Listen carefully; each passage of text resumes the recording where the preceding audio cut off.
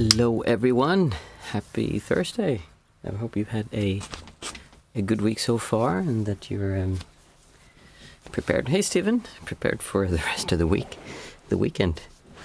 Here we have spring coming, so it's just beautiful weather here. It's difficult to be inside almost when it's like this. How you doing today, Stephen? You having a good day?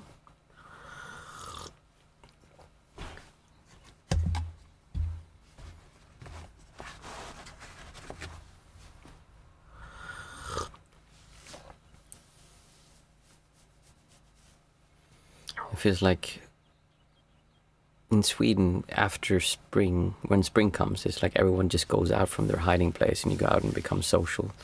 And you just start meeting with people again. And it's just this rebirth of everyone, which is just really refreshing to feel. And it's also a really good time to sit a little bit extra, because I think when it's winter time and you're inside so much, it's kind of, there's almost this pressure. So all good here. Sweden is absolutely gorgeous right now. It's spring. This is like the most beautiful time of the year. We're just having sun the whole day, so it's really nice. But I was saying, like in the winter time, you sit inside so much and you just with yourself. But when you start moving outside and you move about, there's just something different about that compared to just being cramped up inside. And when you get to go outside and actually meet people again, and you get to socialize, and it's just talking to neighbors. We have quite a few neighbors around here, but it's wintertime, we don't talk to them so often because we're inside. And now it's summer and you're working in the garden and everyone comes by, and there's something really nice to interact with other human beings and feel that social interactions can be very difficult, but when you learn how to just be with it and not distort towards it, then it's such a nice thing. And it's so nice to connect with other people without the self coming in and judging them and analyzing them and doing what do you do right, what do you do wrong, but actually just being, I almost said naked, but being bare and not having this shield that's constantly up trying to project an image of I am this or I am that, or what if they perceive me this way, or what if, and all these ideas you have of how other people should perceive you, and instead just being there with them and talking to them. And there's something really nice about that. And I find that's easier to do in the summertime, because in the summertime you're just outside more, so you meet more people. How's your meditation been going, Stephen? Have you been practicing lately? Oh, and by the way, the Discord channel is pretty much finished. I just need to the voice chat should work there also, so you can basically go in on the voice chat and you can have a talk there. And I think maybe I'll actually do the monthly talks will be there. Hey Esperanza, Tim, nice to see you. Hey, everybody in mind. I was saying that the Discord channel is up, so if you want to just go into my latest video, and you can see my newsletter. If you haven't already subscribed to it, just subscribe there. And then I'll send out an email. If I get it working, then it will be this Sunday, very likely. I'll set it up. And in the beginning, it will just be trial. So it's just people go in. Nice to hear meditation is good. People can go in, and the idea is to have a chat where we can all just converse and talk. And in the beginning, everything will be open. But after the 1st of June, I think I'll just have it. Then it will be closed. There will be a fee for like the monthly, just to be part of it. And the main thing is that there will be a monthly group call, like a group coaching session, where we can meet each other face to face and you can ask questions. And I might actually do that on the Discord channel. I haven't really decided how to do it yet, so I'll have to figure that out. Yeah, it's pretty nice. A lot of people have been asking about it. Just time and too much to do, and life has been incredibly hectic practically last few weeks. I just haven't had time to do as much as I would have wanted to, but I think that's the thing. Since this is not my main work, then I have to kind of let my main work take the front row, and then I do this as much as I can. But it would be nice to have a place where we can chat, and then also, like I said, monthly, every now and then, well, once per month at least, there will be like a group call where we can chat, because I like talking like this, but it would be so much nicer to actually have talks. Yes, Discord is you can chat anytime. And it won't be that I'm there all the time and talking to people. It's a way for the community to talk with each other the whole time whenever you want. There will also be, so basically it will be a chat channel. I don't know, Tim, Esperanza, you've used Discord, I'm assuming, right? I think we spoke about this before. You can go in and there will be a channel, like I call it like coffee room or something, or meditation hall. Yeah, that's a good place. It says meditation hall, and then people can just go in there and you can type. And if someone, so you can just say like, oh, is anyone online? And then you can have a chat, or you can have maybe something's on your mind and you want to talk about it, and you can just start talking, and it will basically be like prompt after prompt, so like you write something and someone else writes. So it's not like a forum where you have a thread and like, oh, I wonder about this thing here, how does that affect you? And then other people can answer. It will be just answer after answer when people type. And that's simply because there's not enough people yet. It's, in the future I would love to have that, and Discord doesn't really support that. So this is a very simple way to make it so that people can talk, like we had the other week when I think it was Steven, Nadja, and Mats wanted to chat, but there was just no way to make it so that they could chat. So then it's a nice and easy way for people to just join and chat, because there will also be a voice channel. There will be the chat channel where you can do that, but there will also be a voice channel where you can log in, and it's imagine a meeting room in Zoom.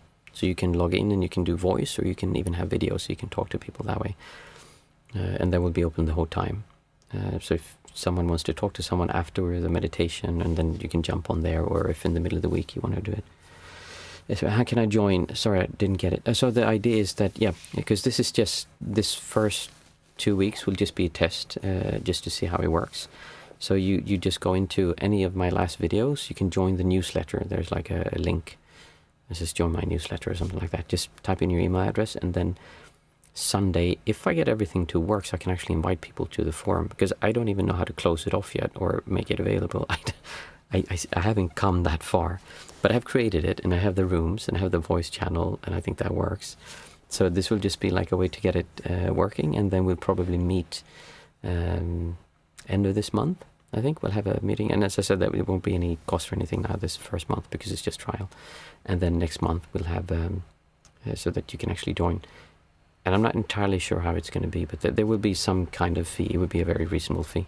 It's just because, I don't really make any money from this, and for me to be able to devote time to it, it needs to bring some kind of income also.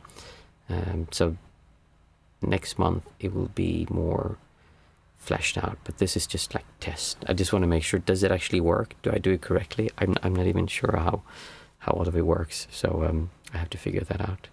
But nice. So it'll be fun. I'm really looking forward to seeing how people interact in the forum, because that's a different way. And it's happened so many times that people want to talk afterwards, and then it's a way for people to go there and just chat. And the main thing is, it's not the idea is not that you go there and I'm the main thing there, because people come here and I'm usually the main people, like I talk the most. But there will be a place for you also to share and talk, and there can be discussions. And also, I think it's so difficult to find, when you get older, people who share your beliefs, or people who just like normal people who you like to hang out with. And I've found that the people who come here to these meditations, I think we just match each other quite well. So that would be a really nice place and space for us to be able to meet. And for me also, sometimes I want to go online as well. I have so much other stuff to do, of course, but I want to go out and talk to people as well. And there will be one channel that will be open for everyone. That would be, for instance, if something's wrong with the meditation, like I can't code, like I think it was a week ago or something, I couldn't come because I was feeling sick. And so then I posted on the community post on YouTube, but I can actually do there also, so there's updates.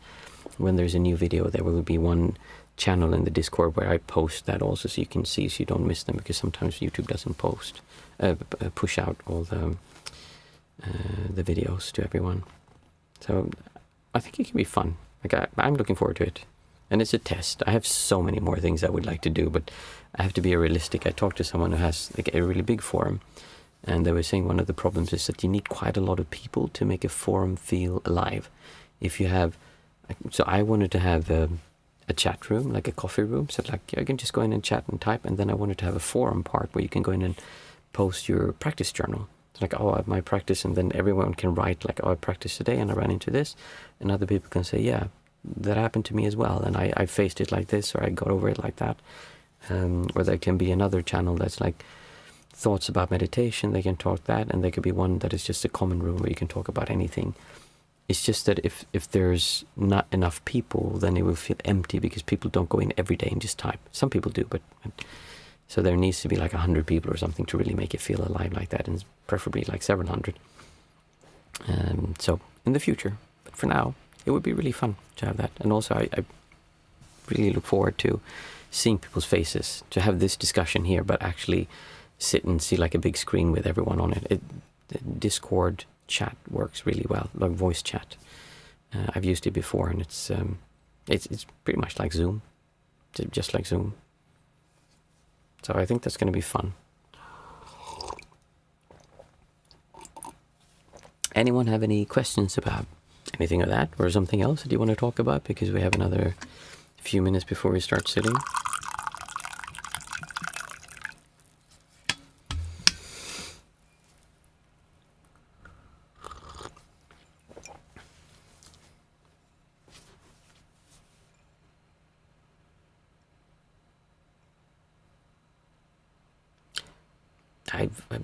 I have one person I'm talking to now, and we were talking about the things that come up when you meditate.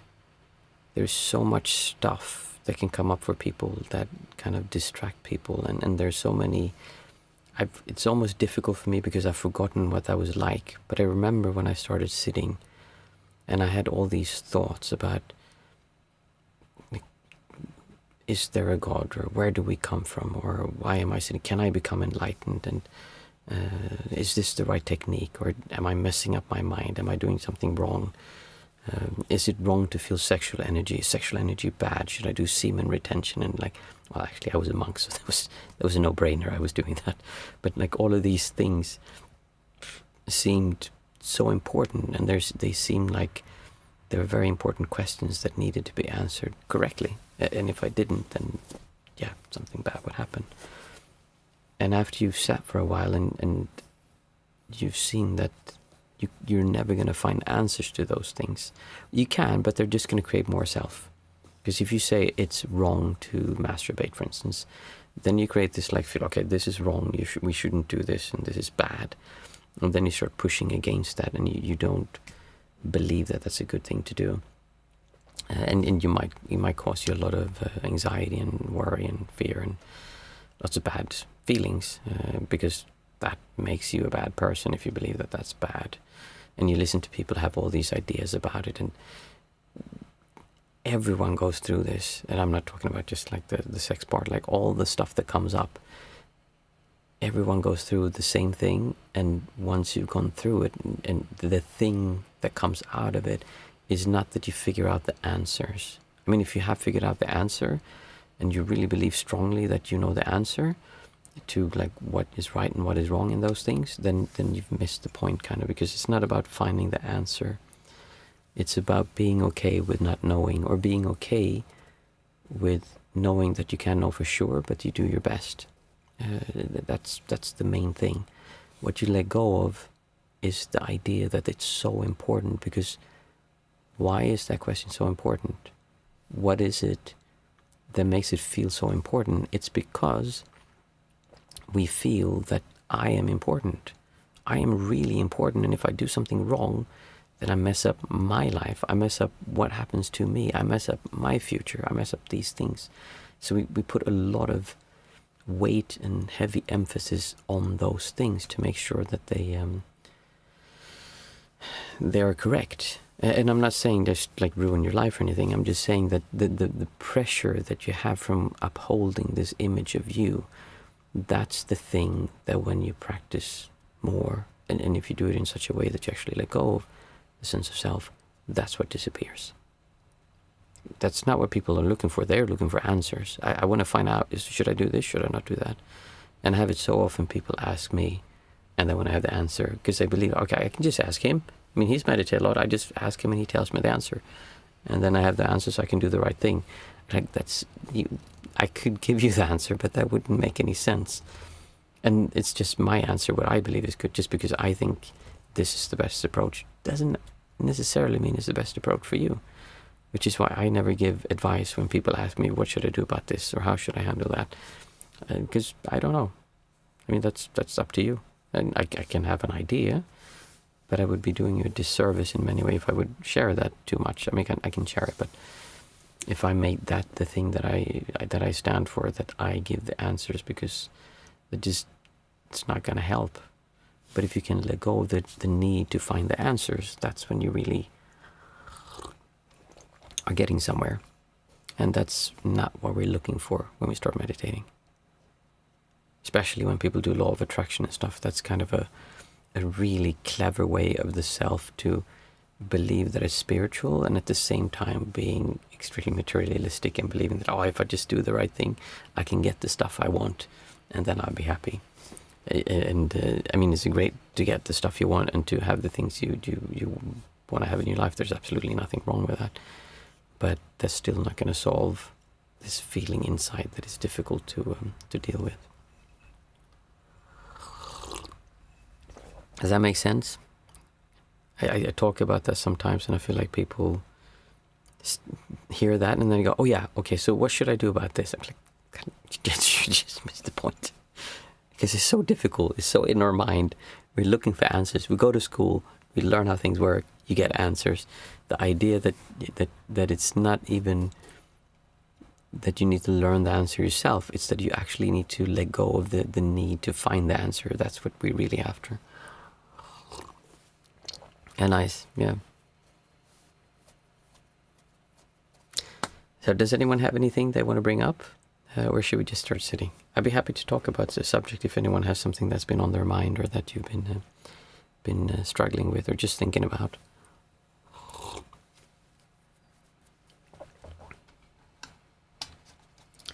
So what's the next thing that would make you happy? Exactly. Do you believe in the afterlife? I have no idea. I mean, this is exactly that thing. The afterlife is only important as long as you feel that you are important. And if you try to deny your own importance, if you try to say, oh, I'm going to do this, you hear me better. If you try to deny and say like, oh yeah, I know I don't exist, I'm non-dual, I'm not really here, then you're denying that you feel that you exist. And so you try to push that away, but you don't actually feel it. But if you feel, what does it feel like to not know what happens after life? What's there? And you'll find that there's fear, there's a feeling of discomfort or a disturbance, a pressure, like, oh, I need to find out what happens to me. Like that's creating a sense of I am here and I'm going to go there. Now, when this feeling of someone being here disappears, the question, what happens after life, it makes no sense at all. Like it just, like well, it's not now, so what, like it just becomes irrelevant. I mean, it's curious, but I also know that we can never, ever, ever know the answer to that question. There's just no way to know that. You can't know until you're there. It's the same as saying, oh, what's going to happen in 1 minute? No one can know that. Absolutely uncertain. We can have ideas. Okay, we're sitting in a car and we're rolling that way and we're strapped into it. We can't move anywhere. Okay, it's going to roll that way and there's a wall, so we can say that it's going to hit that wall. Can you say that with 100% certainty? No. A tire could blow. There could be someone who hits you and pushes you out of the way. There could be a meteorite that comes and hits you. There could be a nuclear blast. There could be a whole sinkhole in the ground. There could be a flood that comes and pushes you away. There could be lightning. There could be that God reaches down and stops you with his hand, or any deity they want. I'm just saying, we believe in certainty so much, and we can't even know for certain what happens 1 minute from now. So why do we believe that we can know what's going to happen after life? We don't know. And we can never see that until we're actually there. The problem is when people die and then come back again, is that I think that if you meditate, you experience states that are quite similar to those of when people go into comas and they start blacking out. And I've had experiences that are similar to near-death experiences people tell. I mean, I have had a near-death experience where I accidentally drowned myself, and that was an interesting experience. But I also know, since I've sat so much, that I cannot believe anything my mind shows me when I'm sitting. So if you die and you come back, it doesn't mean that's actually what happened. It just means that the distortion that you have that felt me is completely gone, and your mind is just free spinning. There's also concentration states where you see like a light, which could be described as a tunnel of light that you go into. That makes perfect sense. It's called nimitta, and it's like a meditation, a thing that comes from very high concentration. So that doesn't mean that's what happens. That just means that's their experience, that's not truth. And then you can hear voices, someone say you're going to be safe. How do you know there's another deity? How do you know that it's not the devil luring you in to go to the wrong path? Or I'm just making this stuff up now. Or that it's, like I said, just the mind when it's relaxed, showing you those things. You really cannot trust what you are shown, especially in a state like that. So then, we don't know. And it's not important. If you knew about it, it wouldn't really change anything. That's the whole thing. But if you would give up the idea that it's important to know, if you can look at that fear, that worry that comes, that makes you want to find the answer, and you can let go of that, now that would really make an impact and change in your life. JVB, so how does meditation help with not knowing the answer you think you're looking for? How does it help with not knowing the answer for the answer you think you're looking for? Yeah, you look at the distortion of it. You look how it feels, and you'll see that there's discomfort. And then you learn to be okay with that discomfort. And when you do, you're actually, it's basically what we practice here. When you can observe the distortion of not knowing what happens after life, and you sit with that, and not like, oh, I'm going to feel bad, I'm going to go. No, just see it and just let it be there. Just allow yourself to feel, what does that worry and fear feel like? I'm going to die. Like, people don't even dare to sit and think, I'm going to die. No, I'm not going to touch that. But actually allow yourself to feel that and that fear, and face it now, because if you get cancer or some really serious disease where you can risk dying, you're going to have to face it. It's much better to face it now and then give up that pressure that you have towards it. So it's not, you cannot take it away. It's not that you find it, oh, there it is, and you take it away. Or you figure something out, oh, I know after death this happens, so now I don't have to worry. Then you still have the sense of self. You just said like, oh, it's not dangerous there, so I don't have to stress about this. I'm talking about really allowing yourself to feel the fear of dying, to feel the fear and worry of not knowing, and allowing that to come up. That's how it helps with not knowing the answer that you think you're looking for. I like how you phrase that. Stephen, if there is no purpose in life, why be alive? So that only makes sense from the perspective of having a sense of self, because you believe I am important, and if I don't have a purpose, that means that I am not important, but it's still an I feeling unimportant. When you don't have the sense of an I there, a sense of self, it's just things happening, then life is just enjoyable. It's just fun to do things. It's fun to be alive. Life is enjoyable. Be with kids. They have no purpose. They just run around and do whatever they feel like. And they can change their mind like that. Oh, that's not fun anymore. I'm just going to go over there and do this instead. They're amazing at that stuff. So it's really, the purpose, having a purpose in life, you need to have a sense of self to do that. There's like no kid asks himself, what's the purpose of life? I still remember when I was a kid and my father said, oh, the purpose of life is to have children, and then you continue. And I thought, I have the answer, because my teacher asked that in, I think, 4th grade, 5th grade. I remember the teacher. And I said, I know the answer is that you should have children and you should procreate. So you have like offspring and then they live on. That's because my father said that. And he was like, yeah, maybe. And I was like, what do you mean? I know the answer. This is the purpose of life. So yeah, if you're looking for the purpose of life, then you're never going to find it, like what you're looking for. Because what you're really looking for is finding something that you can do that makes you just not feel this distortion and makes you feel okay. And you might find something that makes that easier, but you can never truly take that away. And this doesn't mean, because what happens to people if they say, oh, there's no purpose in life, then they feel depressed, like, oh, I have no purpose. Then you have a sense of me feeling, oh, I have no purpose. And then, yeah, that's not what we're not trying to deny this. We're trying to sit with, what does it feel like to not know my purpose, and feel that distortion, and then realizing that you cannot know it. And then there is no purpose. There's nothing you have to do. I have a purpose. And then being okay with that. And then it just kind of dissolves. That's the thing, there's nothing there. When you really start looking at these things, and you it's like there's nothing there. And that's why it's so effortless and so peaceful and so calm and quiet. It's not that it's quiet in your ears, it's that the distortions are quiet, and you're just like, oh my goodness, I didn't realize that there was peace like this available the whole time. Not from doing something outside, but for actually stopping, not really stopping, but by allowing yourself to feel the thing you thought was so scary, and seeing that there was nothing there. So it's not that you stop doing anything, it's more that you allow something, and then that's peacefulness is in there already. Esperanza, it's a dance, as Alan Watts used to say. Yeah, in many ways it is a dance. That's a nice expression. Interesting guy, Alan. He has I used to listen to him a long time ago. That's a good question, Stephen.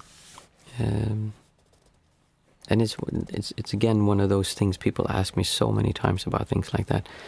And they want to find their purpose in life.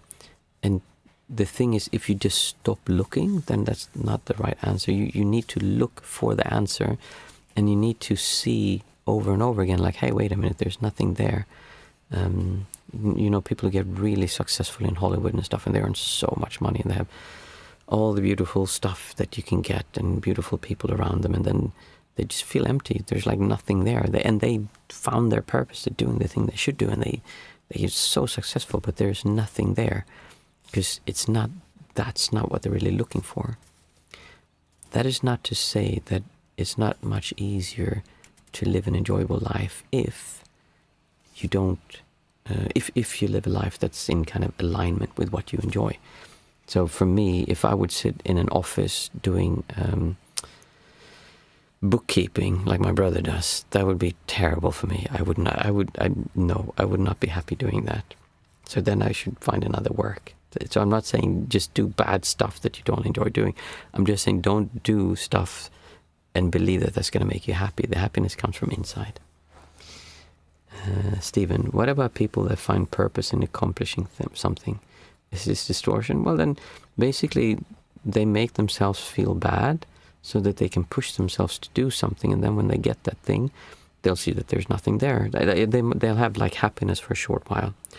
If you look at the video why I became a monk, I talk about this, how I was really good at setting goals and reaching that goal, and I was like laser focused, and I prided myself in that.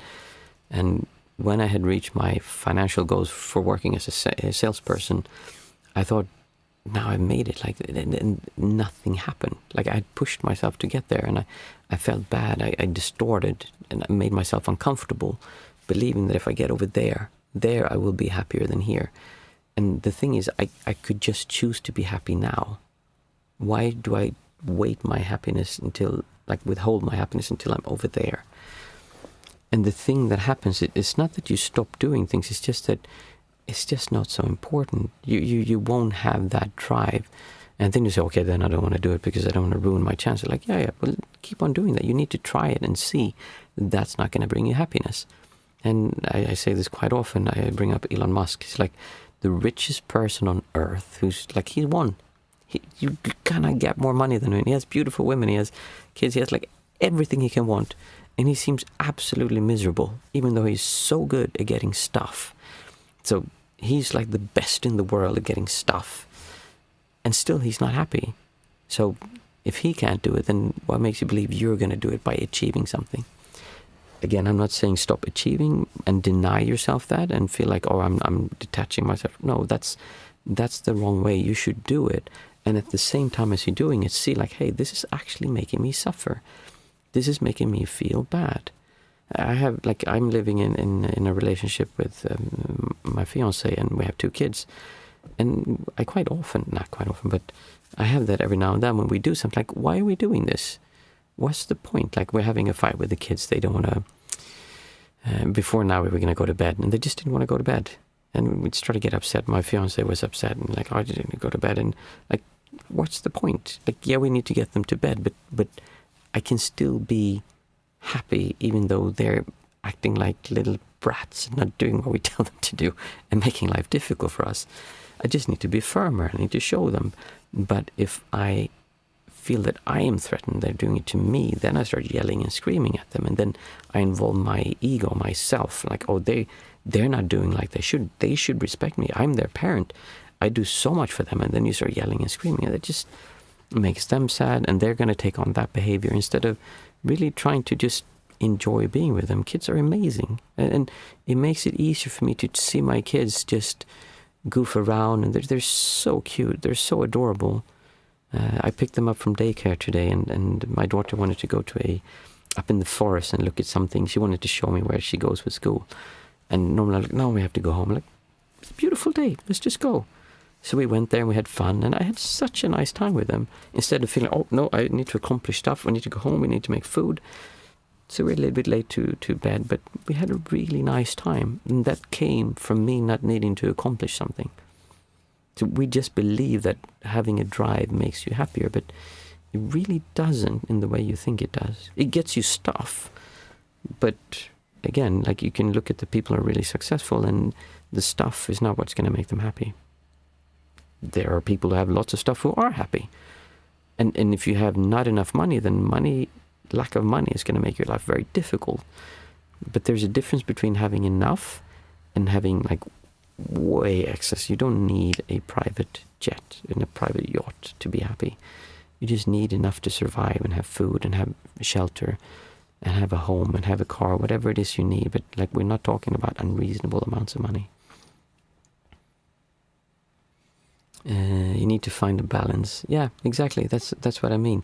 Because what some spiritual people tend to do is they just like, oh, I don't care about any of this. I'm just going to let the world happen. And then, yeah, they just do dumb stuff. I know when I was in the Netherlands with my fiancée, we stayed with a guy whose fiancée, she was, I think it was like $30,000 in debt.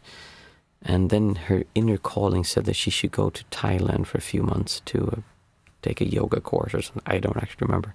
So she took out a loan and went to Thailand, I think it was, and did a yoga course. Or maybe it was Bali, I don't know. I was kind of like, that is such a stupid thing to do, because now she's going to put herself in debt and she's going to have to pay that money back. And she's going to make her life really difficult because she doesn't stop and think, okay, wait a minute, I don't actually have this money. I want to do this thing. But she believed that if we just do that, that was my inner calling, that was going to give me something.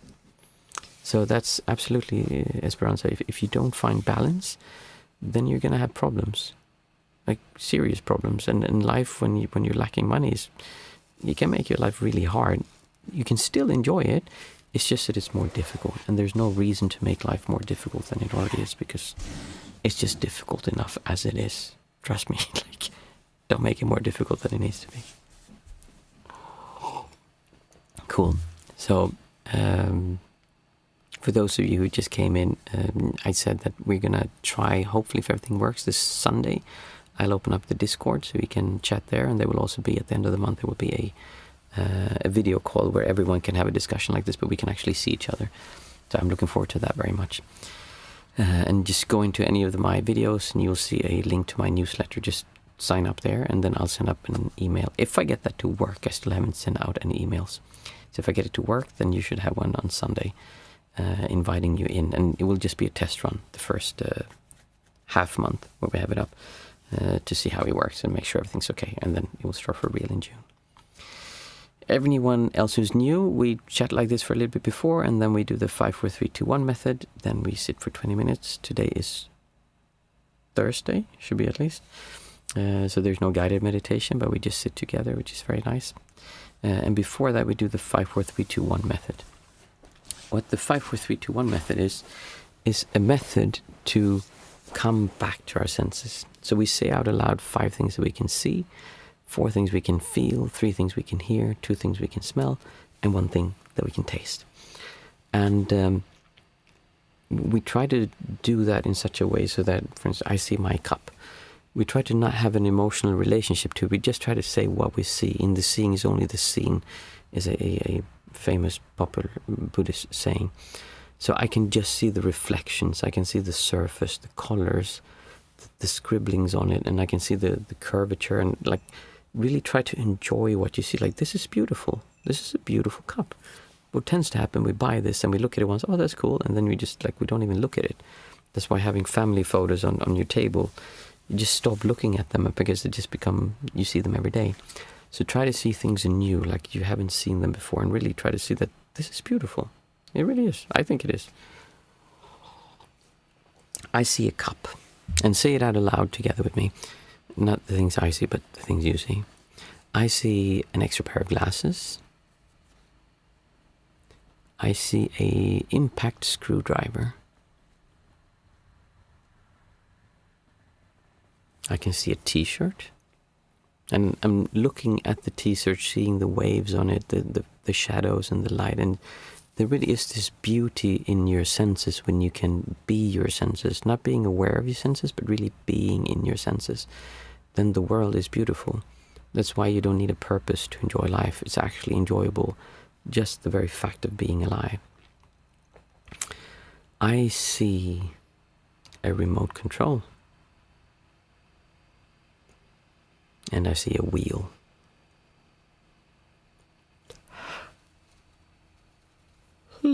Five things that I can see. Next, 4 things that I can feel. I can feel the hairs on my arm.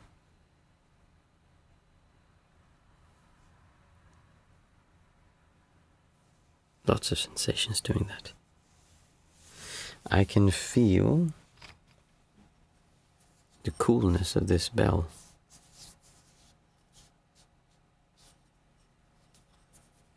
Again, like I've felt this before, but really try to feel it as if though it's the first time you feel it.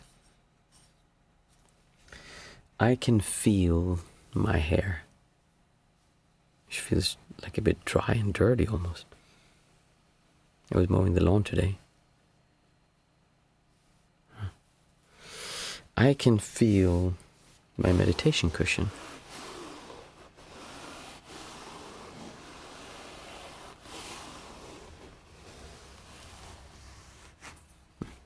That was 4 things I could feel. Next we take 3 things that we can hear.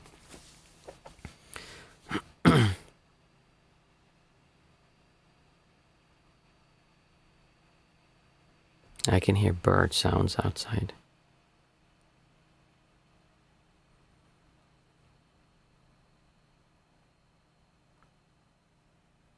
I can hear the humming of the fan of the computer.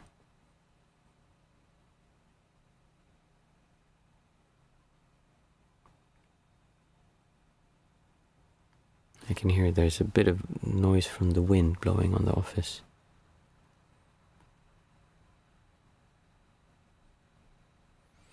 There's 3 things that I could hear. Next we take 2 things we can smell.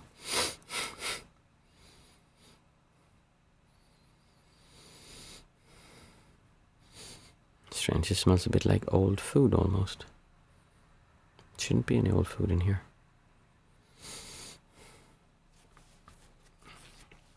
And I smell metal. Oh yeah, the metal. I think this is brass, and it smells a very specific way. Finally, we take 1 thing that we can taste. I just drank tea, but see if I can find any other flavor in there.